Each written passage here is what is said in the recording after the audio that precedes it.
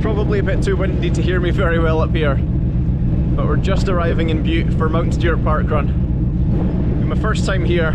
It's been a good trip so far. I'm looking forward to this one.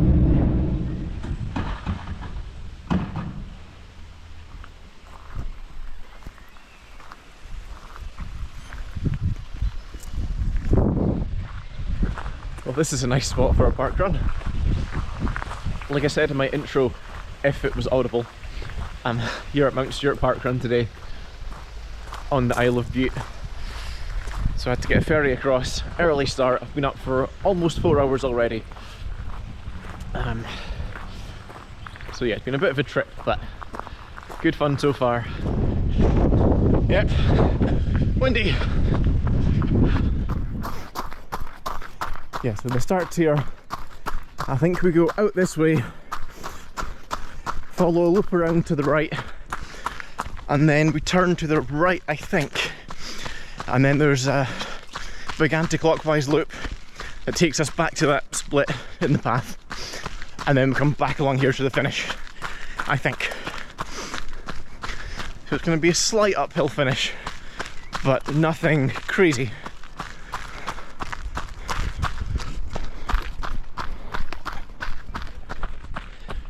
This spot is a bit more sheltered, so I'm not noticing any wind here.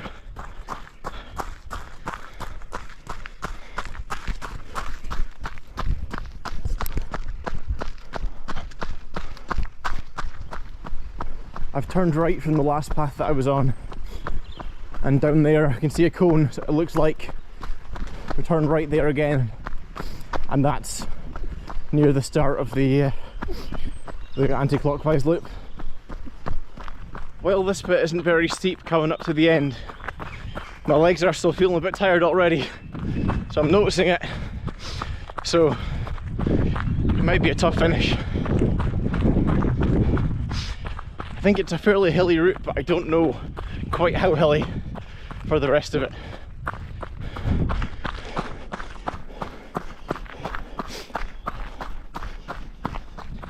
There's a group of 4 of us that are here together today, including my cousin Jack. So he'll probably be in the video during the run, briefly, and then he'll just disappear into the distance. I haven't said the thing about me yet. So I've been making pretty much weekly videos at parkrun for the last few months because in November I had a very bad fall, ripped a hole in my knee, very nasty. It's 95% back to normal. It still feels a little bit stiff after a run, and stairs are still a little uncomfortable sometimes, but I'm mostly fine. I can run as much in a week as I have been, well, as I was beforehand, if not more. I've been doing about 70k for the last few weeks, and my times are about where they were before I fell as well, although at that point I was coming back from a different injury. Thank you to God for switching the rain off for a brief hour this morning. 1, 2, 3, go!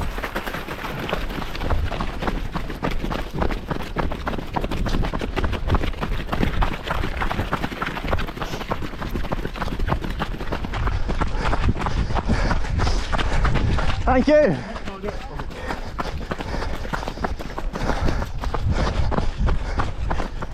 Thank you! Cheers.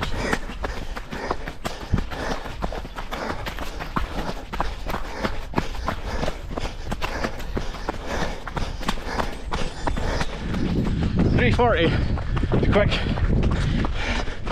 downhill start. Thank you.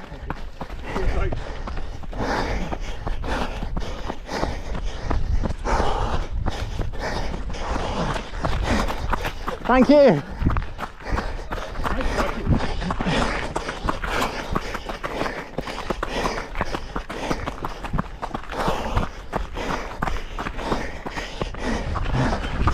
Thank you.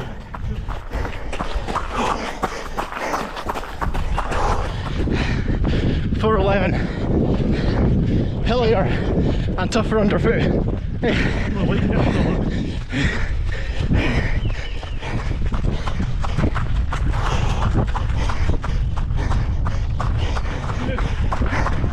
Thank you. Thank you.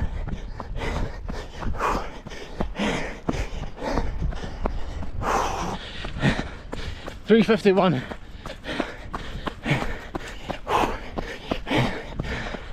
4:03. Last K. Thank you. Uphill finish though.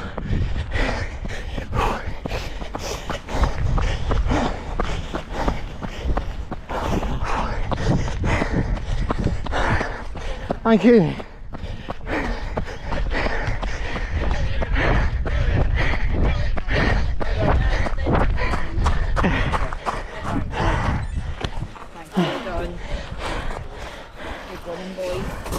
Really well done.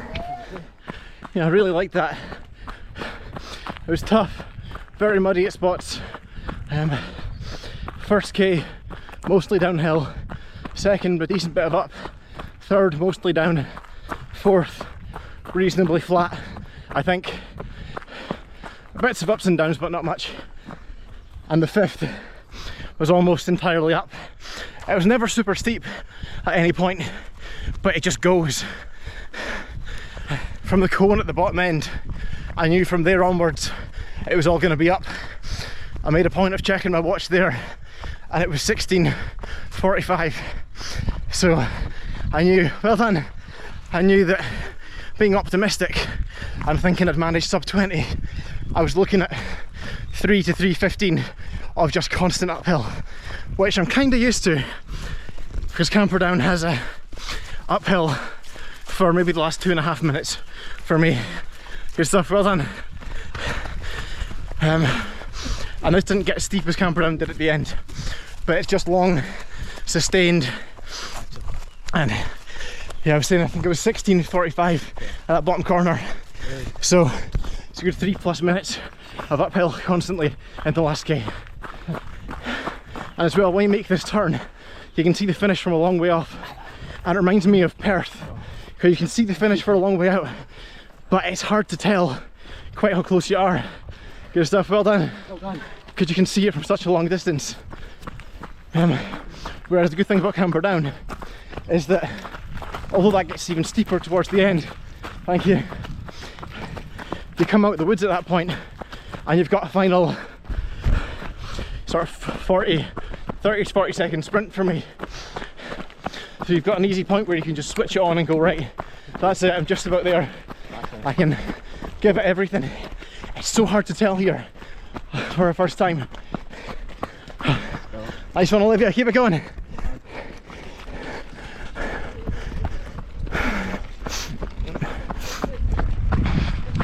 I remember thinking, well, Jack was with me for about 3K and then I saw him just take off. So I was pretty confident that he'd be getting sub 20 because he had a decent gap on me. I wasn't sure I could manage it. But then, as I was coming along this bit, I think I checked with about 50 seconds left and I thought, no, it's not enough. I can't make it that far. And then I got to 19:28 when I looked again and thought, oh, actually, I might manage this in 30 seconds. So I really put the hammer down and I didn't look at my watch again until after I was over the line.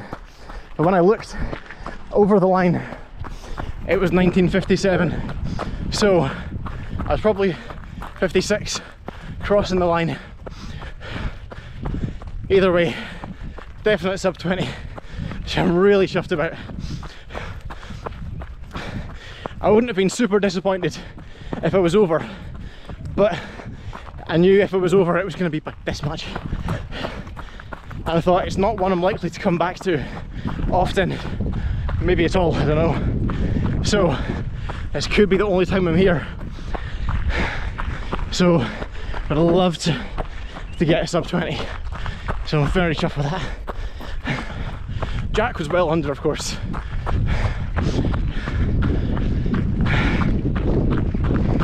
And I got some encouragement from a local as well. I think his name was Graham. heard other people cheering for him.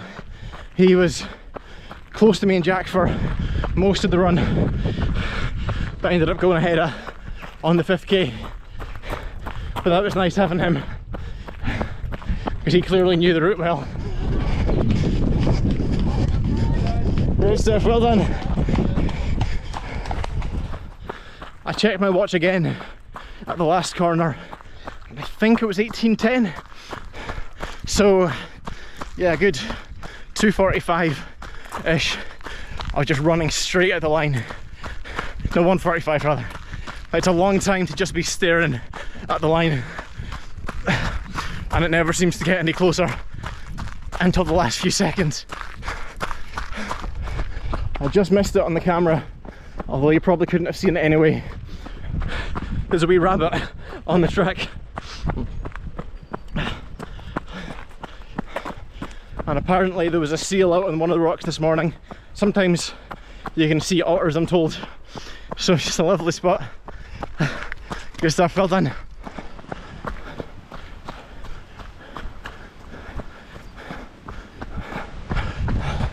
Good stuff, well done.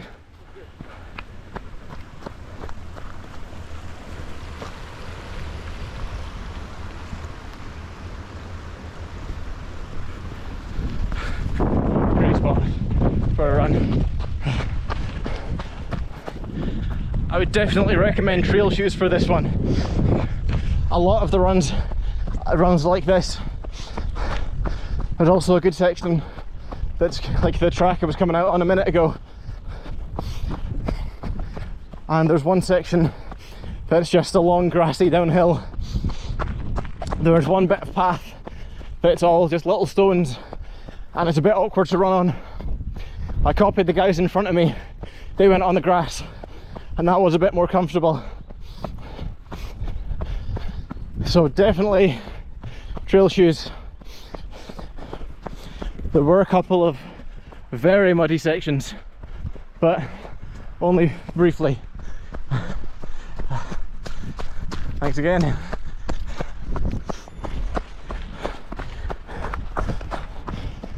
But those sections were small, and the last week or so,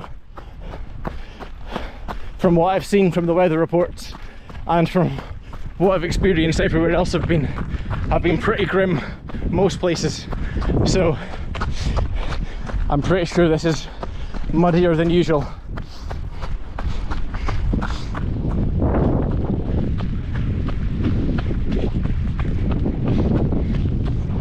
I'm really liking these views, and it's not even the nicest of days.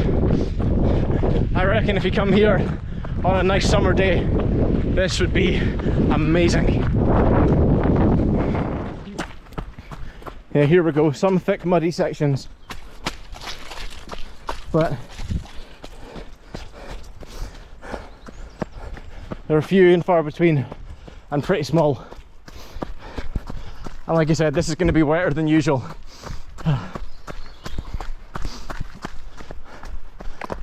How many times is that now? Thanks again.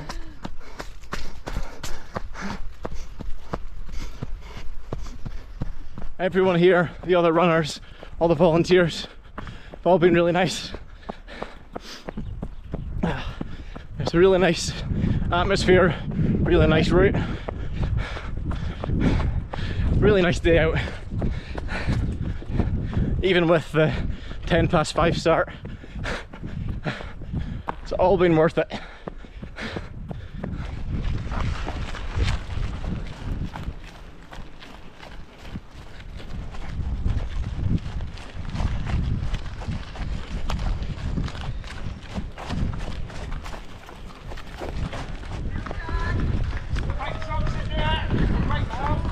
Great stuff to you, well done.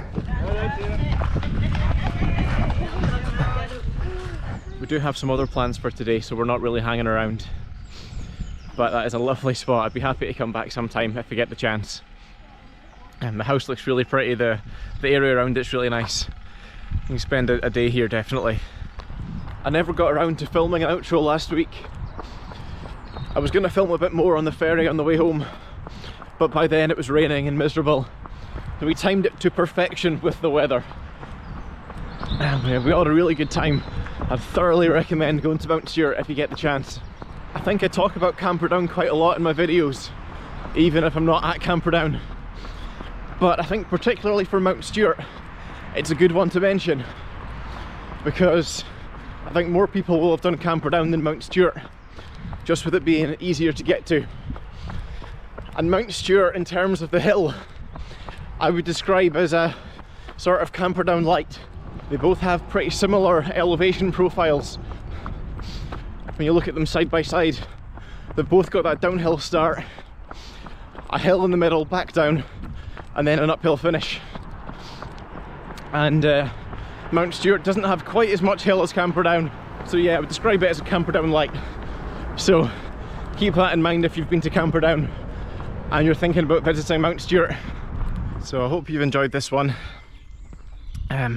Hopefully you found it interesting, and if you're considering going to Mount Stuart, hopefully this has persuaded you. Definitely worth the trip. Really nice route, really nice people. Yeah, give it a go.